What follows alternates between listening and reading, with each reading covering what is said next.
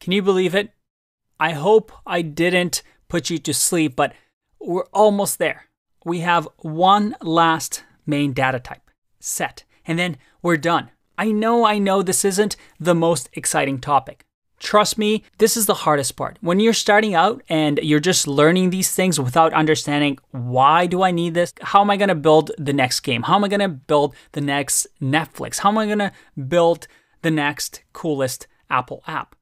You're looking at this and thinking, I just learned a bunch of theory. I feel like I'm in math class all over again. I know, trust me, I went through this. I was a self-taught programmer as well. These are the Lego blocks that builds our foundation. Once we learn these, we can move on to new things, and you'll see that once you climb this little mountain, things become so much easier.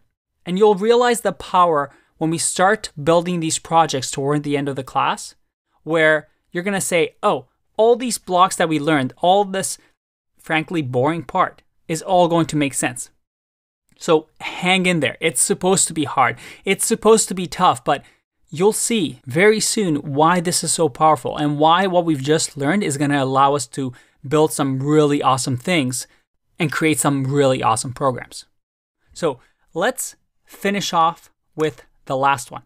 The last data type, the last data structure that we'll see in Python, at least from the main ones.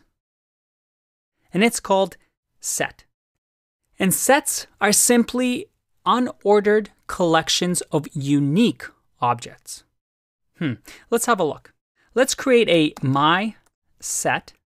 And my set we create with curly brackets like a dictionary, but instead of a dictionary, we don't have key value pairs. Instead, we just have values like 1, 2, 3, 4, 5. That's it. That's a set. We just created a set. But remember the definition I gave you. Set is an unordered collection of unique objects. What does that mean? Well, if I print this and say my set, and I click run, I get a set. But if I had, let's say, another 5 in here, and I click run, it only returns the unique sets or unique items. You see, in a set, there's no duplicates. Everything has to be unique. So this 5 just never gets added to a set. For example, you can add things to a set like my set, and then I can say .add and give it a value like 100. And then let's say I do my set.add and then give it 2. If I click run here, I see that I was able to add 100, but 2, well, 2 wasn't really added because my set already contained that data. It's unordered. I mean, we've created 1, 2, 3, 4, 5 here, but there's no real order to it. There's no bookshelf in our memory space that is right next to each other. These are all over the place in memory, but a set is able to find them because they're all unique. So they're all in just one location in memory. So let me ask you this, and this is going to be a fun little exercise. If I gave you an array, and let's say this array contained, well, this right here. And I want you to return an array with no duplicates. So I want everything in, let's call it my list. And a programmer has already created this. Okay? And then your task is to create or return a list or a collection that has only unique items. How would you go about converting this into a set? Well, we've seen this before. We have a set function, and we simply wrap my list in that set. And let's print it out. I click run. Check it out. We have formed a new set from a list. And I've removed all duplicate values. When would this be useful?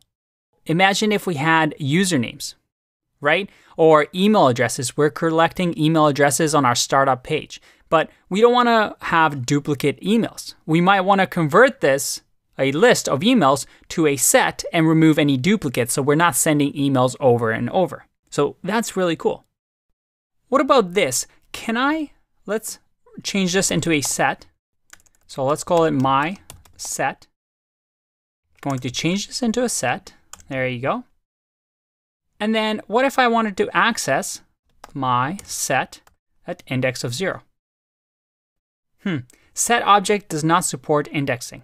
Well, again, you can think of it more as a dictionary. In order to access a set, we have to grab by the item that's in it. That's the key to getting the information from memory. The way we would check if something exists is we simply say, hey, is 1 in my set?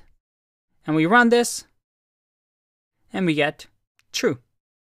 We can also do length of my set, and we get 5. Again, nothing too crazy, but 1, 2, 3, 4, 5. Remember, it only counts the unique things because this will never get entered. It's a set. And alternatively, we can also convert this into a list. If I click run here, you'll see that I now have my set as a list. And then we can also do, let's say, my set.copy, and actually copy my set into something, let's say, new or new set.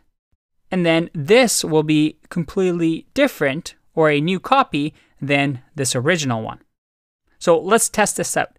This new set, if I use a method that we may have seen before, which is my set.clear, which as you can imagine, clears the set, and I click run, I have that new set, but when I try and print our old set, which was my set, it's going to be empty, an empty set.